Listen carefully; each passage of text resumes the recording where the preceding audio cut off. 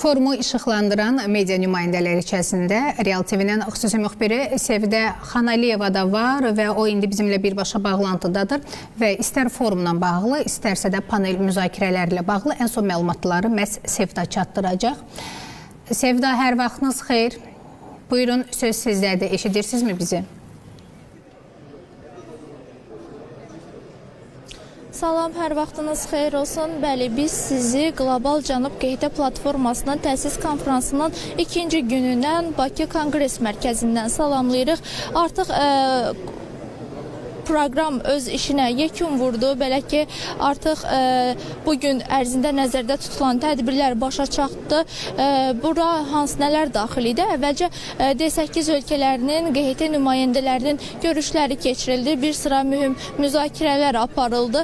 Biz həmin müzakirədə iştirak edən qonaqların fikirlərini ətraflı öyrənmişik, sizlərə təqdim edəcəyik. Bundan əlavə müstəmləkəçilikdən əziyyət çəkən ölkələr bir araya gəldilər. Yenə də Azərbaycandan dünyaya haqq səslərini çatdırdılar. Ölkələrində baş verən problemlər, iqlim böhranı haqqında, daha doğrusu iqlim dəyişiklikləri haqqında ətraflı bizə məlumat verdilər.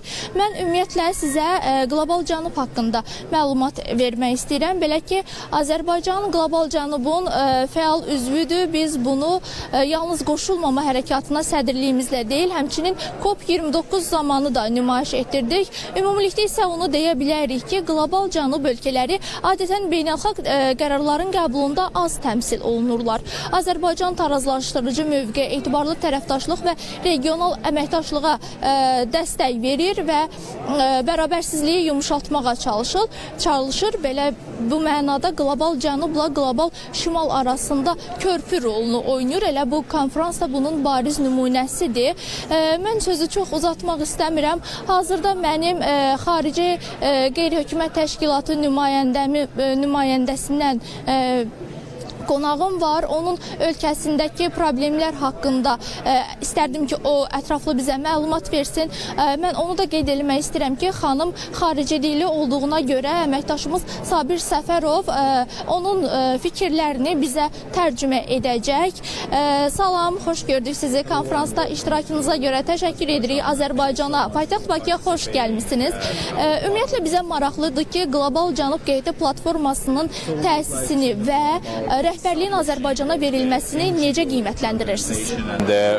And as you know, Azerbaijan is the leader of this NGO cooperation. So what do you think about this and what this NGO coalition will provide to the world?